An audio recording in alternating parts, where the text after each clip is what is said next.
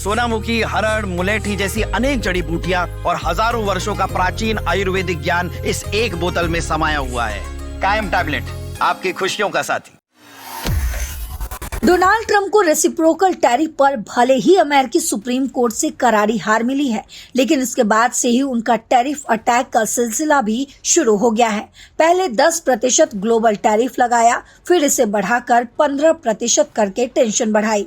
तो अब अमेरिका ने भारत समेत इंडोनेशिया और लाओस जैसे देशों से आयातित सोलर एनर्जी प्रोडक्ट पर भी निशाना साधा है और भारी प्रारंभिक आयात शुल्क निर्धारित किया है। भारत पर ये 126% तय किया गया है। इसका असर इस सेक्टर से जुड़ी कंपनियों के शेयरों पर भी देखने को मिल सकता है। तो क्या है पूरा मामला, समझते हैं इस रिपोर्ट से।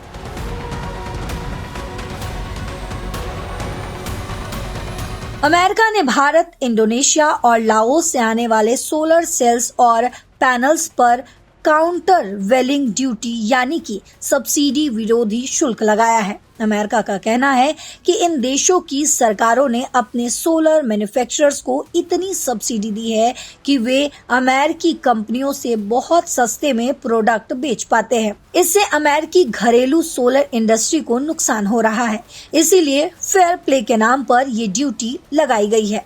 भारत के लिए ये रेट 125.87% से लेकर 126% तक तय की गई है, यानी करीब 126%। इंडोनेशिया पर 104% से 143% तय की गई है और लाओस पर लगभग 81% के आसपास तय की गई है। ये प्रारंभिक फैसला है। फाइनल फैसला जुलाई 2026 तक आएगा और अगर कंफर्म हुआ तो ये ड्यूटी परमानेंट भी हो सकती है। इसका क्या असर होगा? 2024 में भारत से अमेरिका को करीब $793 मिलियन के सोलर प्रोडक्ट एक्सपोर्ट हुए थे।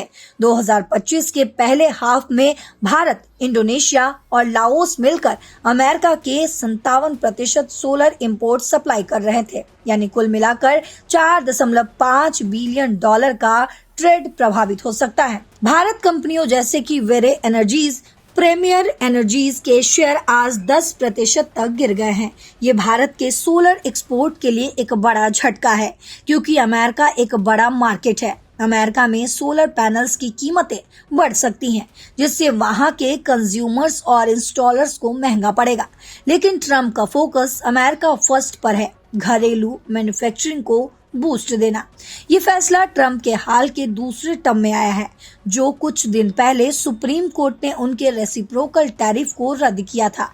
उसके बाद उन्होंने ग्लोबल टैरिफ 10% से बढ़ाकर 15% कर दिया। अब सोलर सेक्टर को टारगेट किया गया है। वहीं ब्लूमबर्ग की रिपोर्ट के मुताबिक सामने आया है कि अमेरिकी वाणिज्य विभाग ने भारत से सौर ऊर्जा उत्पादों के आयात पर 126% का प्रारंभिक शुल्क निर्धारित किया है। वहीं भारत अमेरिका ट्रेड डील की बातें चल रही हैं, लेकिन ये कदम उसे भी प्रभावित कर सकता है। तो ये ट्रेड वॉर का एक और दौर लग रहा है। भारत सरकार और कंपनियां अब क्या रणनीति अपनाती है? डाइवर्सिफाइड मार्केट ढूंढना या अमेरिका से बातचीत, ये देखना दिलचस्प होगा।